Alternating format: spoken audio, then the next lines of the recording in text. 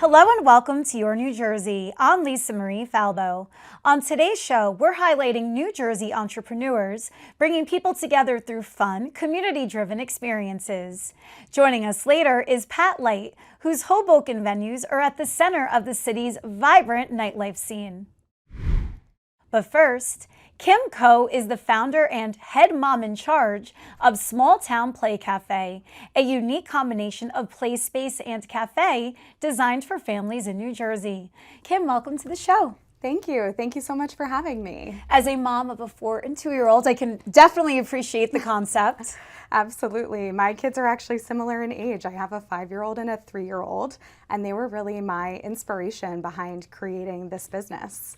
So how did it all come to be? After a brief stint as a stay-at-home mom, and shout out to all of the stay-at-home moms. The hardest job ever. Truly the hardest job ever. For sure. I sort of found myself in a moment where I was considering a career change. I had spent almost a decade in the people operations and recruiting world in technology, and found myself bringing my children to a lot of places, a lot of entertainment options. And as a mom, I always felt like something was missing. There are so many amazing places to bring your family in New Jersey, but I often felt that the adult experience was overlooked. So I really aimed to set out to create something that is enjoyable for children, but equally enjoyable for parents, and a place that adults really want to spend time in as well. That's where the concept was created and really born from, spending a lot of time with my own kids, wanting to create something for my family, but also for my community. And we landed in Westfield. We opened the business just over a year ago and really designed a space that, like I mentioned, intentional, thoughtful, fun, and engaging for kids, but also has a great food and beverage offering, really brings together the community through different events and partnerships, throws a great party. We love to throw a celebration at Small Town. Really kind of brought everything together that I was looking for and I felt that my community was looking for. Yeah, well, let's dive a little deeper into the community offerings. We are in the thick of fall right now, so there's so much going on. Absolutely. We love to partner with downtown Westfield, nearby downtown Cranford, for events like Wicked Windows through Adams Fest. That's a fun one where we decorate the windows every Halloween, really get into the spirit of Halloween. Adams Fest is huge in Westfield, so that's something we're really proud to be a part of. And then throughout the year, we really look for other partnership opportunities with the community as well. We love to bring in partnerships through our food offerings, our beverage offerings, and really trying to offer something unique, like I said, that hasn't been done before. What sets you apart from all of the other kiddie places that are out there, besides the food and adult offerings? Yeah, I would say the design is certainly a huge aspect for us. It's a space that's clean and welcoming and beautiful, certainly unlike most children's entertainment venues. The food and beverage offering certainly helps set us apart, but for us, I think it's the full experience. You walk in and it's a sensory experience. It smells great, it's clean, it's refreshing. How do you keep it clean? Because I always come away from my kids' parties with them being sick the next day. As a little bit of a germaphobe myself, I definitely have an appreciation for cleanliness. Good. I think that's so important in children's places. Like I said, the adult experience is just as important as the children's experience in our venue, and that certainly starts with cleanliness. A well-designed, really thoughtfully designed space as well. I have to credit our team, who are fantastic about delivering an amazing guest experience. Cleanliness is certainly part of that as well. But we do deep cleans virtually every day. Especially with sixth season right around the corner. Back to school certainly brought some of that for some families, but heading into the winter, I think it's especially important. We have really strict cleaning protocols. That's something that I'm especially proud of, where we spray pretty much every square inch of that space with a germ-stopping, sniffle-fighting, bacteria-killing, that's what you clean need, machine. though. And of course, kids will be kids, but we really do everything that we can to deliver that amazing experience for families. So talk about the design. Who helped you design the space? Yeah, I worked with a really phenomenal local architect, Westfield parent himself. When I brought him this idea, I said, hey, this is really what I'm trying to create. I know you haven't built something like this before, because we've certainly applied a really unique approach to this model, and brought this concept, this sort of vision that I had in my brain of this unique double height playhouse system, the layout that incorporates imaginative play and gross motor play. We've got a fabulous monkey bar climbing wall that really emulates what children are used to on outdoor playgrounds, our curly slide into the ball pit, all of these amazing facets that sort of came out of my brain, but our fabulous team of architects really pieced together in a beautiful and enriching way. And I'm so excited because we've actually launched franchising, and they will be working with us on every future project. So it's a partnership that I am excited to continue into new locations across New Jersey and beyond. How does one start a franchise? Definitely have to have a great team behind you. There's certainly a lot of legal documentation that goes into it. That's the not so fun part, but the important part. For me, it was really designing everything with the brand, the physical space, our offerings, everything that we pieced together with franchising in mind from the beginning, so that I could really create that scalability for the system. I think that's where my experience in the corporate world has really helped me as a relatively new small business owner in the grand scheme of things.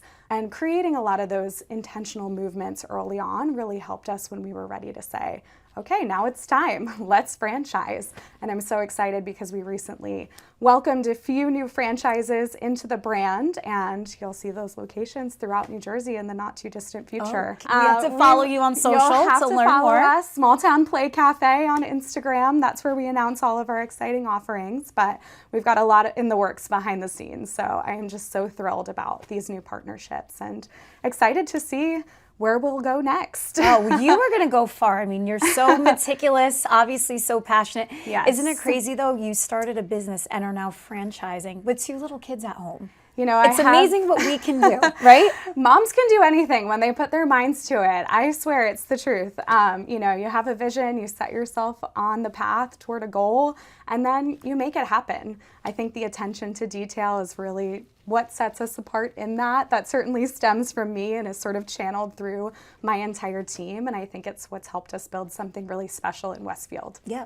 You were talking about how it's a sensory experience. Yes. Do you deal with young kids that have those issues and offer special classes? We definitely do. We actually launched a Meet Me At series a couple months back, which the community has really been loving so far, and it allows us to cater to different groups at different points throughout the week. You know, we make sure that families really feel comfortable. My philosophy is that kids who have sensory challenges or need additional help should always feel welcome in the space, but families that need a little bit more space or might need a little bit more to cater to some of those needs, definitely appreciate that there's a dedicated time.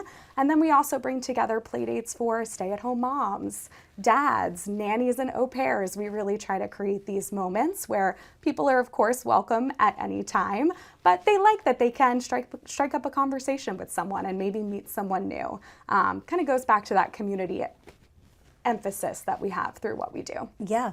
And then talk about the birthday parties. How big of a party can you throw? Especially when you have all these adults in the mix. Yeah, of course. We love a celebration. We typically host 7 parties every weekend, in addition to weekend open play. So we've got a well-oiled machine when it comes to our celebrations.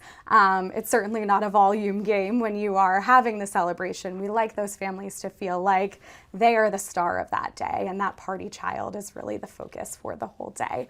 But we customize themes, we do balloon decor, we bring in outside food and make sure that we're really customizing that party to what the family is looking for, and we have a lot of fun with it. I am certainly the mom who throws the over the top celebration. Likewise, yes. So I love that now I have a venue and I don't have to do that at home.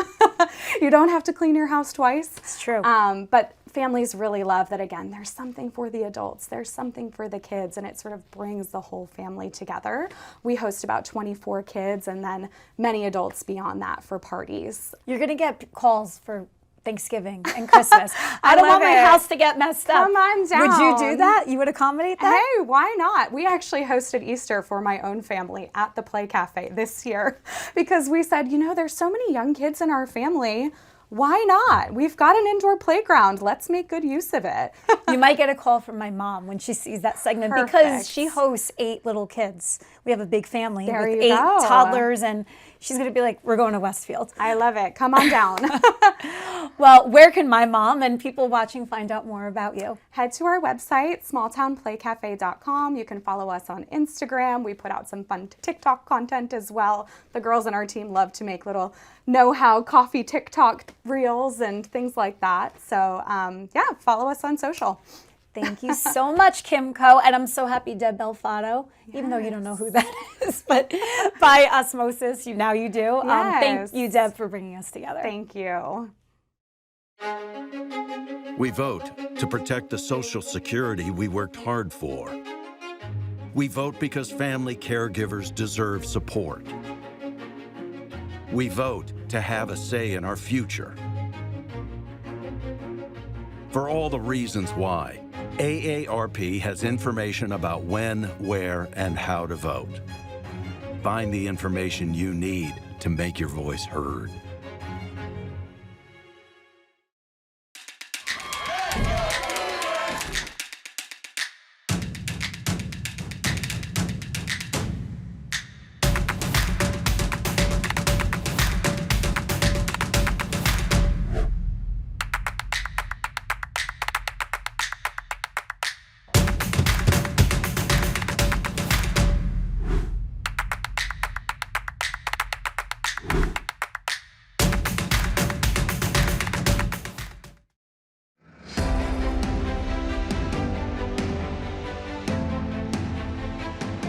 Hey, New Jersey, want to choose how you live as you age? Tune into AARP New Jersey's new show, The Power of Us, the show that celebrates aging with dignity, purpose, and joy. From protecting yourself against fraud, to staying healthy and aging in place, to finding purpose through volunteering, we've got the tools, tips, and stories to help you thrive. Join us on ONNJ and discover the power of us.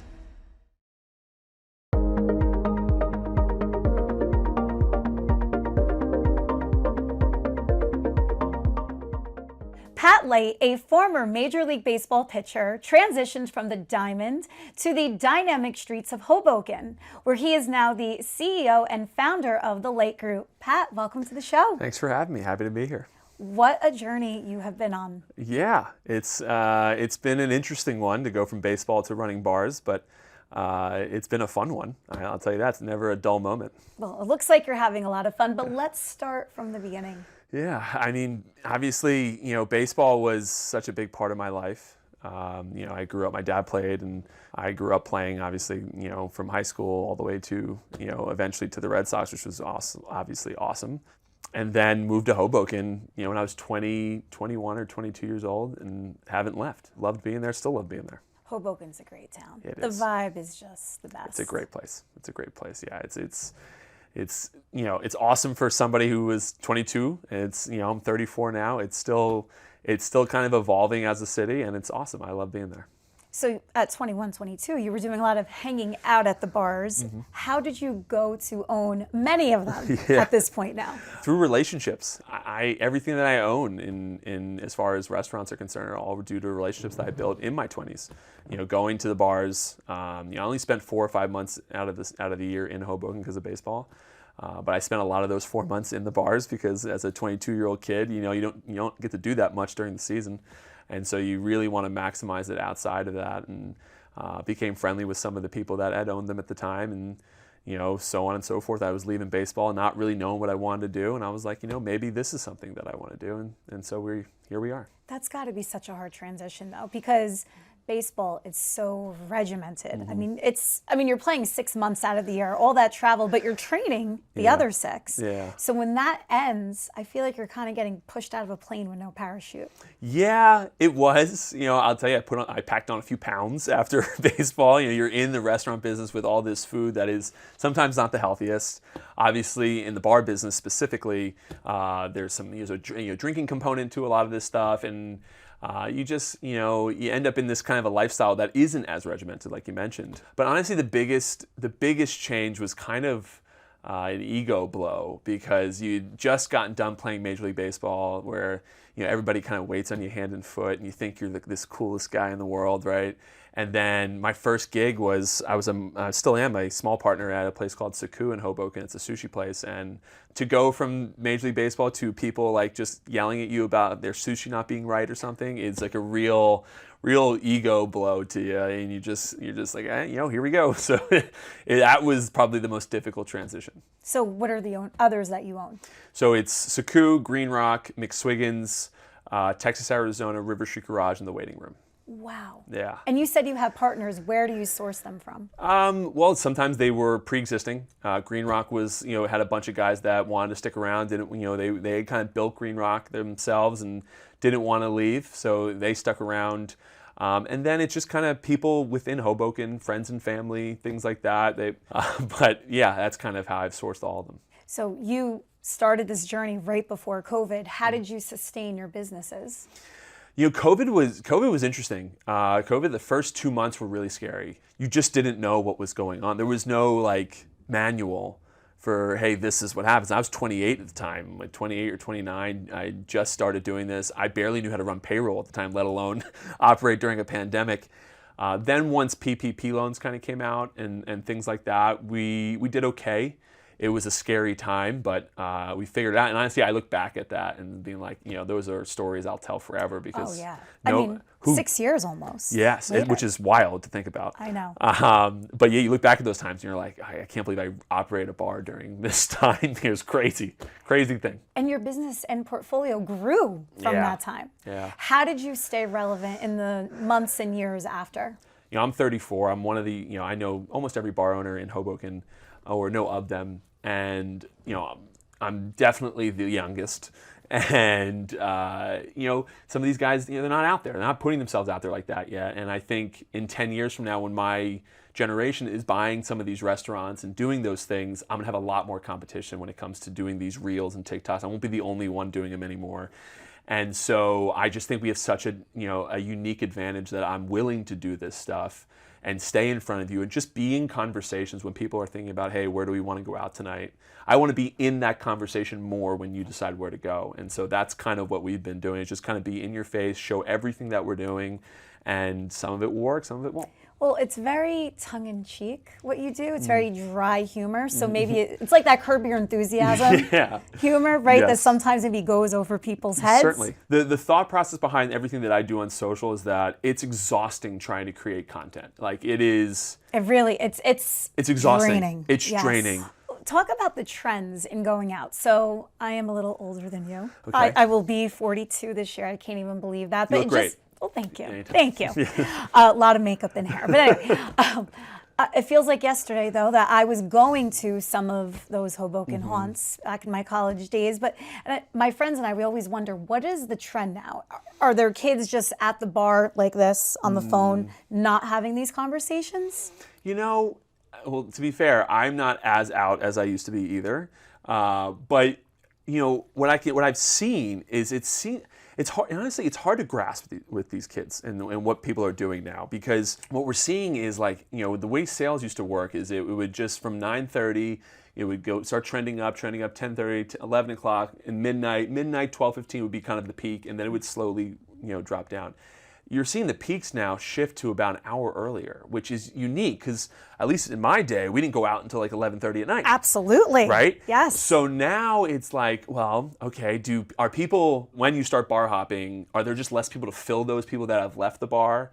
Or are there less people going out? Or are they going out earlier? Or are they really just going out for an hour and then going home to some after party? I don't really know. I don't know what's going on, which is a difficult problem to solve when you don't know what the problem is.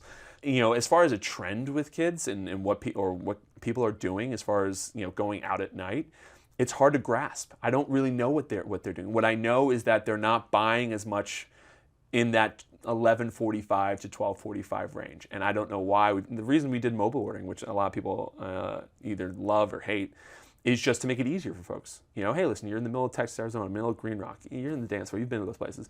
You don't want to fight through all the crowd to go to the bar. And this was a way to get it easier for you. You do all the ordering. They'll let you know when it's ready, and then you just fight and grab. You don't have to get anybody's attention. It's easier. But that's slow to kind of get people to get. It's a great idea. I think it's a great idea. I think it will catch on eventually, and we've seen some nights it goes great, some nights nobody uses it. It's hit or miss. But I'm also trying to change the way people have ordered in bars since the beginning of time. That's a difficult thing to pull off. So I think we'll get there, but right now it's a complete guessing game as to how to kind of drive people into the bar and then spend while they're there. Well, we're in holiday season. Yeah. So does that help drive people in, or is there a lot of competition? Depends on the bar. So the waiting room specifically is a little bit more of our restaurant, so to speak. We went all out last year for Christmas decorations, and so November and December, like we launched Christmas decor reservations early September, and we sold out 400 plus reservations in 48 hours. So that place goes crazy during November, December. Whereas McSwiggan's, Green Rock, Texas, and Garage, their biggest months are September and October. Sometimes November, depending on the month. But so holidays, it drives a little bit of business. Holiday parties are obviously big part of our business, but the meat and potatoes of every bar that I own is September 1st through the new year. Football season. Football season. That is when the most people are out in Hoboken. So that's what we have to make the most of. Yeah. How about community events? We that's something that I took up over the last maybe a year and a half or two. Actually, I had 2 years. Our first huge one, and the marquee event that we do is July 4th. We did that this past year for the first time on Pier A. That was a Herculean effort to pull off. We ended up we estimated, obviously we didn't have a counter, but we estimated somewhere between like 30 and 40,000 people come throughout the day. Wow. It was insane. Such an awesome event. Super excited how it went, and what that did was it snowballed into some of these smaller events we do on First Street where McSwiggan's is. We do the First Street kind of closure where you close I think it's 3 blocks of First Street from all the way down by Mulligan's and then all the way through to Washington Street, so people can kind of almost use it as a beer garden for the day and enjoy football. The TVs are out there, all that stuff, some tables.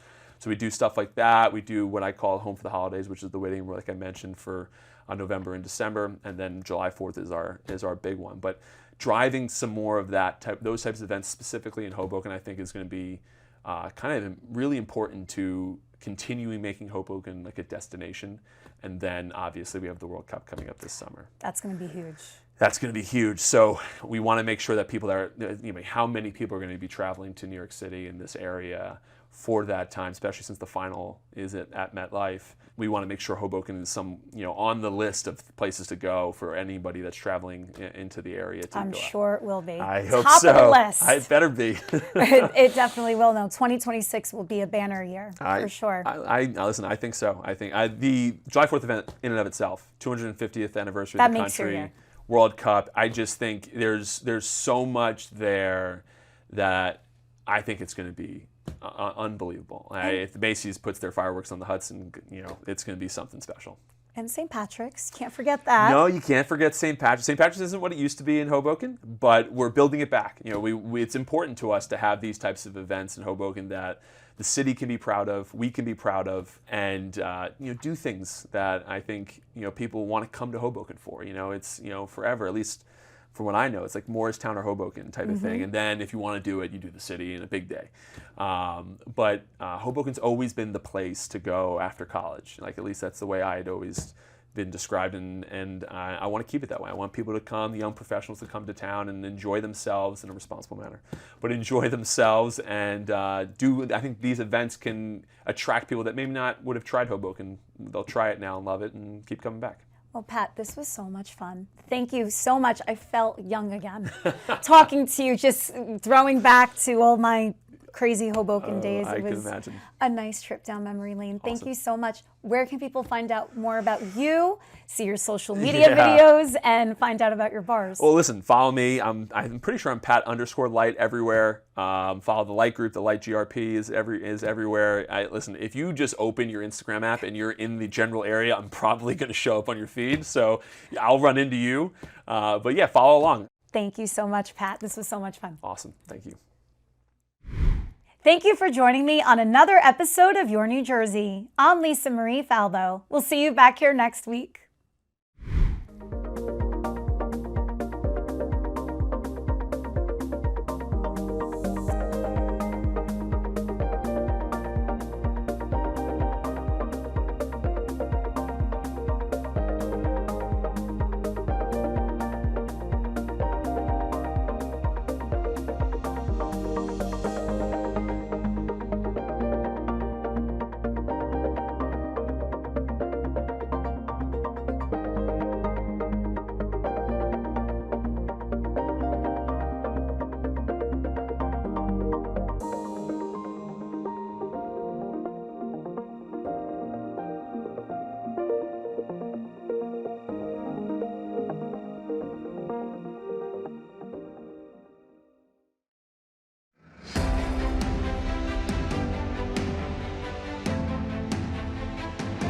Hey, New Jersey, want to choose how you live as you age?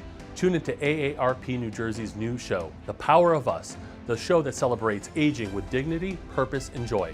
From protecting yourself against fraud, to staying healthy and aging in place, to finding purpose through volunteering, we've got the tools, tips, and stories to help you thrive. Join us on ONNJ and discover the power of us.